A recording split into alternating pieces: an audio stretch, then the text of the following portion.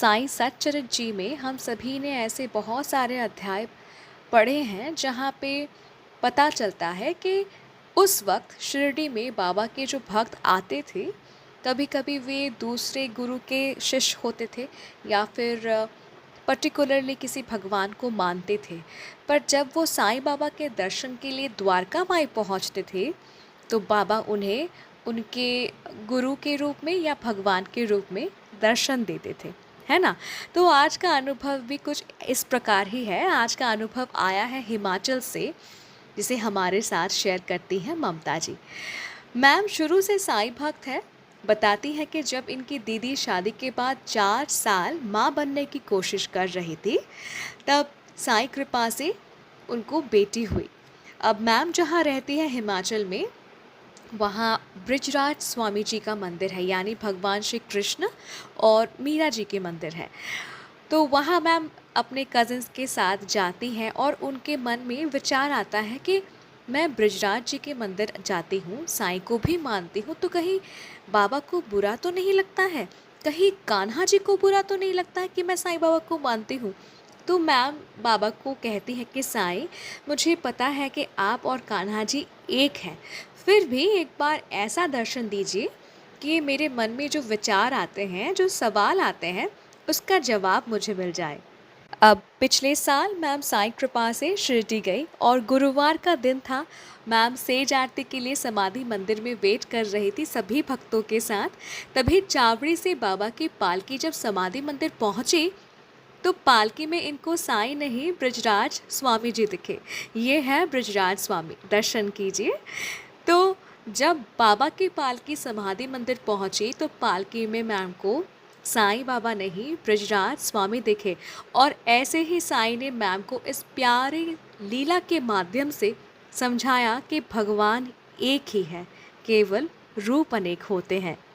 इसके बाद मैम जब वापस आई शिरडी से, बाबा को याद करके वो बहुत रोती। ये होता है अक्सर सभी साईं भक्तों के साथ जो शिरडी से वापस घर लौट कर आते हैं, मन नहीं टिकता, मन बाबा के पास ही होता है, हमारा शरीर हमारे साथ अपना घर लौटता है।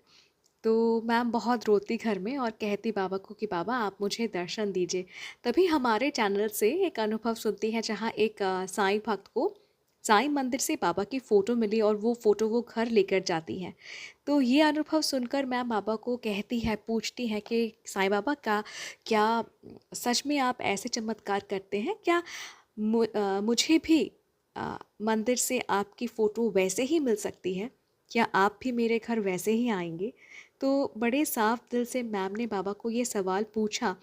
और अगले दिन जब वो साईं मंदिर गई ना, तो पंडित जी ने खुद इनको बाबा की ये वाली फ़ोटो दी और कहा कि बेटी तुम ले जाओ साईं को अपने साथ घर और पूजा करो। और मैम बहुत खुशी खुशी बाबा की ये फ़ोटो अपने साथ घर लेकर आती है। अब ये जो फ़ोटो मैम को मंदिर से मिली, पंडित जी ने मैम को खुद दे दिया, तो इस फ़ोटो में मैम साईं बाबा को कैसे वस्त्र पहनाएंगी? तो मैम क्या करती है ना, मैम चंदन से वस्त्र पहनाती है। और उस वक्त मैम ना स्तवन मंजरी का पाठ कर रही थी। जिस वक्त मैम को ये फ़ोटो मिला ना, मैम तब स्तवन मंजरी का पाठ कर रही थी। और सुना था किसी से कि स्तवन मंजरी का पाठ करते मतलब जो स्तवन मंजरी का पाठ करते हैं, दिल से पाठ करते हैं, साईं उन्हें दर्शन देते हैं। अब एक दिन मैम जब लाल कपड़े से बाबा की फ़ोटो साफ कर रही थी, तो अचानक देखते हैं कि उस लाल कपड़े में चंदन से ही साईं बाबा का छवि बन गया है। और ऐसे ही साईं बाबा इनको फिर से एक बार दर्शन देते हैं। मैम बताती हैं, मैम हर पल महसूस करती है कि साईं इनके साथ रहते हैं। और मैम ये भी बताती हैं कि कभी कभी अगर इनसे कुछ गलती हो भी जाती है ना, तो साईं दर्शन देना बंद कर देते हैं, एहसास दिलाते हैं कि साईं उनसे नाराज़ है। अब एक और प्यारा सा अनुभव आप सभी को सुनाती हूँ इनका। अब मैम मेकअप का कोर्स सीख रही थी और वो ना रास्ते में जब ट्रैवल करती थी उस वक्त, तो स्तवन मंजरी का पाठ करती थी। फिर स्तवन मंजरी ख़त्म हुआ तो कृष्णा नाम जाप करती थी। तो एक दिन इनके मेकअप क्लास में शूट थी और मैम लहंगा पहनकर ऑटो से जा रही थी और स्तवन मंजरी का पाठ फिर कृष्णा नाम जाप कर रही थी।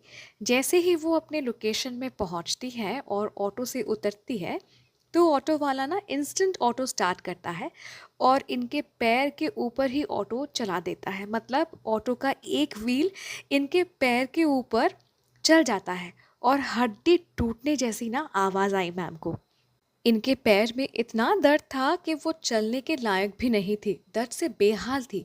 पर क्या हुआ ना, 5-10 मिनट के बाद इनके पैर में जो दर्द था वो गायब हो गया, मानो कि कुछ हुआ ही नहीं हो। जैसा कि मैं बार बार आप सभी को कहती हूँ कि नाम जाप में ना बहुत पावर होता है, मंत्र पाठ में बहुत पावर होता है। अगर आप किसी कोई भी पर्टिकुलर, मैं आपको ये नहीं कहती कि आपको साईं मंत्र ही पाठ करना पड़ेगा। आप किसी भी भगवान का कोई बीज मंत्र या फिर कोई भी मंत्र या फिर हनुमान चालीसा, स्तवन मंजरी, कुछ भी अगर मंत्र का पाठ करते हैं, किसी भी देवी या देवता का आप कंटिन्यूअसली नाम जाप करते हैं, इसमें इतना शक्ति होता है ना कि आप प्रोटेक्टेड रहते हैं। ये जो एक पहिया इनके पैर के ऊपर से चला गया, इनको हड्डी टूटने जैसे खट करके आवाज़ आई, दर्द से बेहाल थी, चल नहीं पा रही थी, वहीं 10-5 मिनट पे वो दर्द गायब हो गया। कैसे? क्योंकि भगवान इनके साथ हमेशा रहते हैं, ये कंटिन्यूअसली नाम जाप करती हैं। तो इस अनुभव से ना, बाबा तो इनके साथ है, बाबा हमेशा इनके साथ रहते हैं, एज अ फादर इनको गाइड करते हैं, प्रोटेक्ट करते हैं, ये तो हमें समझ आया। पर जो एक हिडन मैसेज जो ये अनुभव से हम सबको सीखने को मिलता है वो है इम्पोर्टेंस ऑफ नाम जाप, राइट? कंटिन्यूअसली अगर आप किसी भी देवी देवता का नाम जाप करते हैं, कोई मंत्र उच्चारण करते हैं, आप सुरक्षित रहते हैं, आपका परिवार सुरक्षित रहता है, राइट? और मैम ने एंड में बहुत एक अच्छी बात भी शेयर करी थी मेरे साथ। वो कहती हैं कि किसी भी देवी देवता का नाम आप जाप कीजिए, प्रेम से उन्हें याद कीजिए, वो हमेशा आपके लिए है, आपको प्रोटेक्ट करने के लिए है।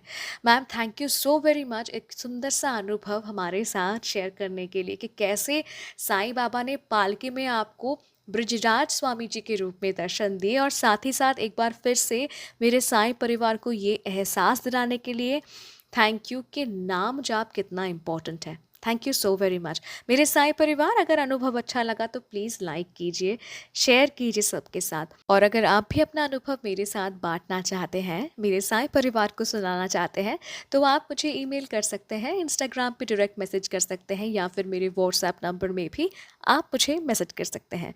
मेरा कॉन्टैक्ट डिटेल्स डिस्क्रिप्शन बॉक्स में दिया हुआ है। और अगर अभी तक मेरे साईं परिवार के साथ जुड़े नहीं हैं तो जुड़ जाइए। मिलती हूँ बहुत जल्दी नए साईं अनुभव के साथ। टिल देन, जय साईं राम।